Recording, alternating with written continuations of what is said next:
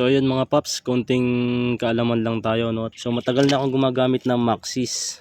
So ang Maxxis talaga namang sobrang kunat niyan, tsaka makapit din siya, no. So yan yung lagi kong ginagamit, Maxxis tire. So dito naman tayo sa Beast tire. Ano ba talaga yung pagkakaiba nito sa Maxxis?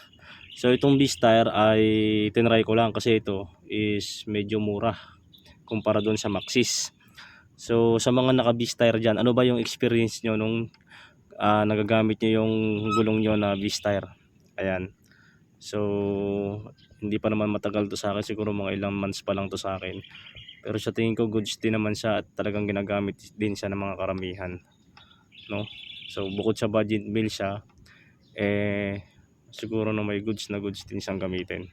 So yung Maxxis, medyo mahal talaga yung Maxxis, pero okay din naman siya, talagang makunat, matagal mapudpod.